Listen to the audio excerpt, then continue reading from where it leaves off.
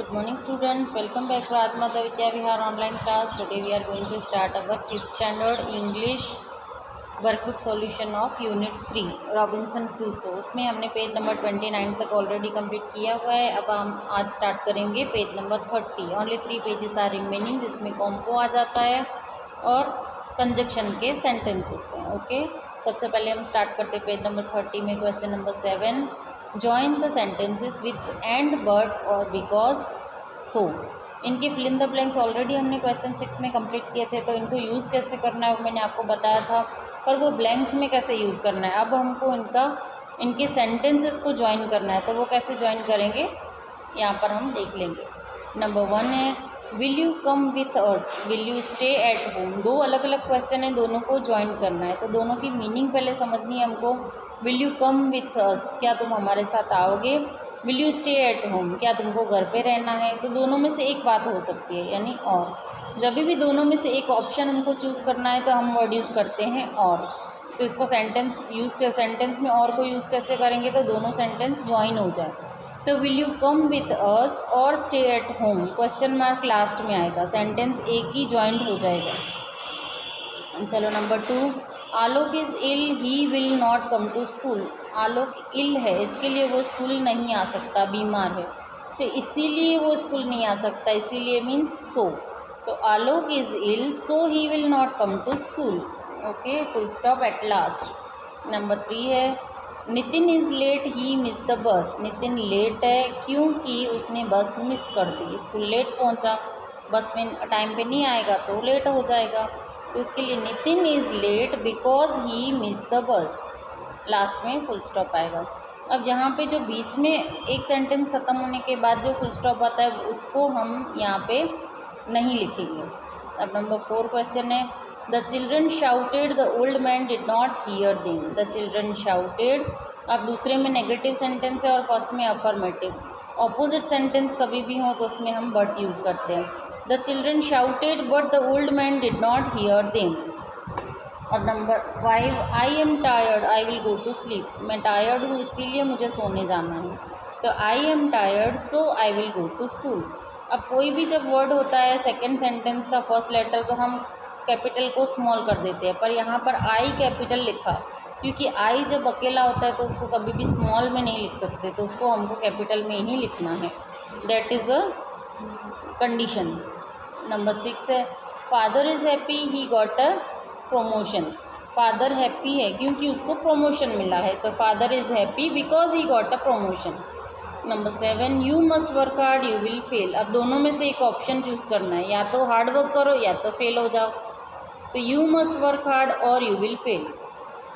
Number 8 है I wanted to go home, the teacher did not allow me. I wanted to go home but the teacher did not allow me. दोनों sentence एक दूसरे के opposite हैं, मुझे घर जाना था बट परमिशन नहीं दी। चलो ये हो गया हमारा क्वेश्चन नंबर 7 कंप्लीट। अब क्वेश्चन नंबर 8 में क्या है, right 10 sentences on a funny incident. Funny incident जो हमारे लाइफ में कभी भी ऐसा हुआ हो, हमको ऐसा लगा हो कि ये तो कितना फ़नी इंसिडेंट हो गया, पहले हम शॉक्ड हो जाएं, उसके बाद पता चले तो हमको खुद के ऊपर हंसी आ जाए, ऐसा होता है फ़नी इंसिडेंट। तो हर किसी के लाइफ में ऐसे इंसिडेंट्स होते रहते हैं, तो हमको यहाँ पे एक इंसिडेंट ऐसा डिस्कस करना है और उसके बारे में हमको लिखना है। That is a short compo. अब कॉम्पो हम स्टार्ट करते हैं पहले तो पैराग्राफ से। Funny incidents mostly happen in our life but some incidents we never forget. कुछ इंसिडेंट्स ऐसे होते हैं कि जो हम कभी भूलते नहीं हैं, बड़े हो जाते हैं, छोटे थे तब ऐसा इंसिडेंट हुआ, तो जब बड़े हो जाते हैं या वो इंसिडेंट को 2 साल कंप्लीट हो गया उसके बाद भी वो इंसिडेंट हम याद करते हैं और हमको हंसी आती है, तो ऐसे होते हैं funny incident.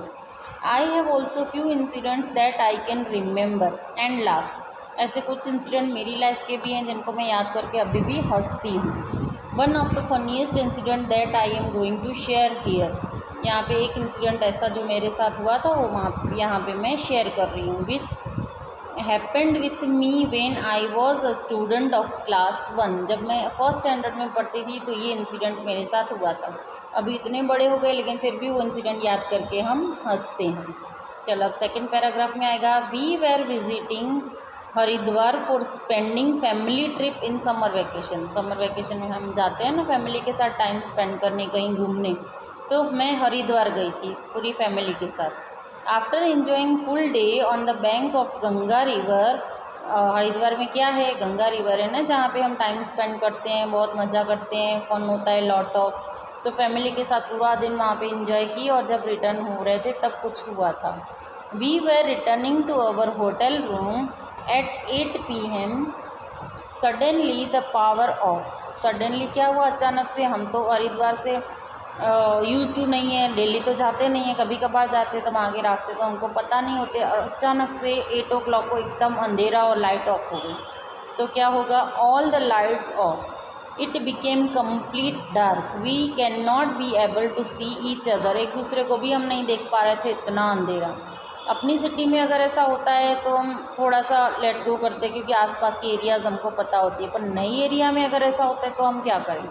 I became afraid and hug tightly my mom, एकदम डर गई जब लाइट गई, तो मेरी मम्मी को हग करके वहाँ पे खड़ी हो गई, जोर से एकदम टाइट हग करके मम्मा को, और वहाँ पे खड़े हो गए थे सब अपने अपने प्लेस पे, स्टैचू जैसे हो जाते हैं, क्योंकि आगे पीछे कुछ दिखेगा नहीं तो कहाँ जाएंगे।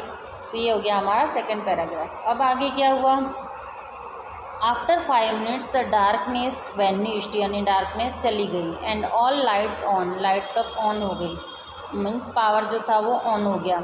I listen my mom was calling my name, अब मुझे सुनाई दिया कि मेरी मम मुझे बुला रही है मेरे नाम से।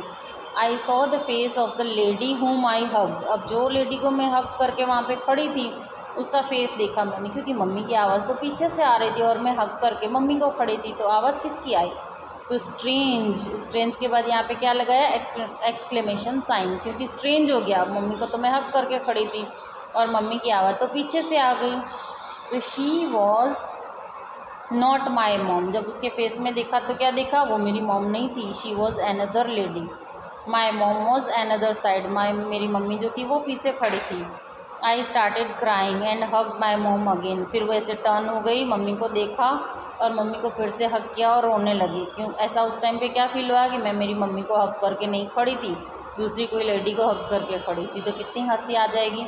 My mom and that lady both laughed, दोनों हंसने लगे, and all laughed a lot, और सारे जो आसपास में थे वो सब हंसने लगे, क्योंकि मैं शॉक्ड हो गई और रोने लगी, इसके लिए सब हंसने लगी। I still can remember this incident and still laugh a lot, अभी भी वो मुझे इंसिडेंट याद आता है और मुझे अपने ऊपर हंसी आती है, क्योंकि उस टाइम पर डर लगा तो पता ही नहीं चला। My mother sometimes remind me of this incident, मेरी मम्मी कभी कभी वो इंसिडेंट के बारे में मुझे याद करवाती है, तो मुझे और भी हंसी आती है। चलिए, ये हो गया हमारा कॉम्बो। अब नेक्स्ट पेज पे क्या है, क्वेश्चन नंबर 9 में describe the picture in 10 sentence. अब पिक्चर को अच्छी तरह ऑब्जर्व करेंगे और उसके बारे में लिखेंगे।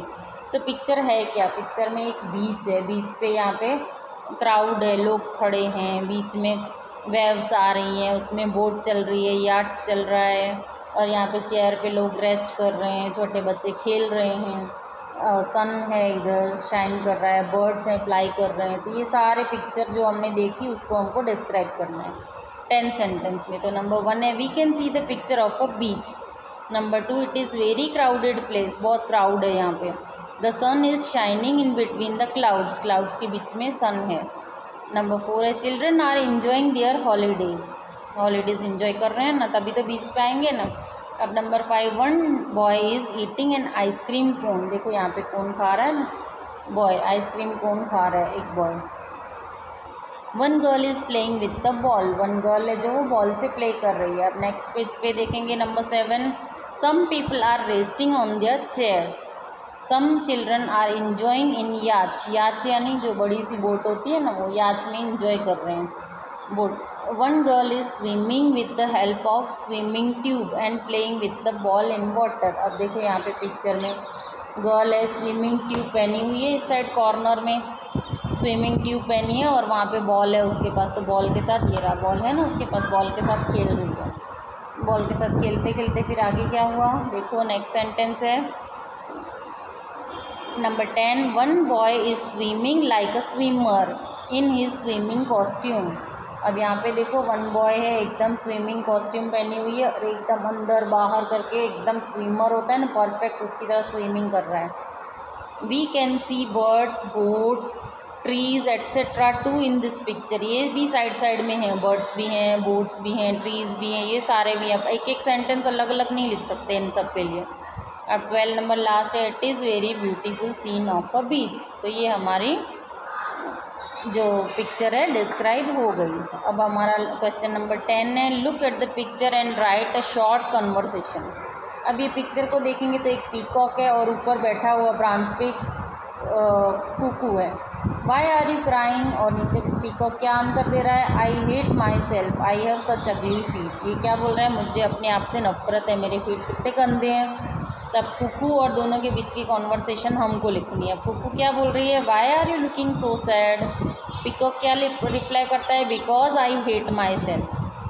Kuku, you are so pretty and have beautiful feathers, तुम्हारे पास तो इतने ब्यूटीफुल फेदर्स है और तो बहुत सुंदर है। तो पीकॉक क्या बोलता है, बट आई हैव सच अगली फीट, फीट हैं मेरे बहुत गंदे हैं। Cuckoo, don't cry you are beautiful bird. अब उसको क्या बोलता है, सिंपैथी देता है कि क्राई मत करो, तुम्हारे जो फीट है भले ही अगली है लेकिन तुम बहुत ब्यूटीफुल हो।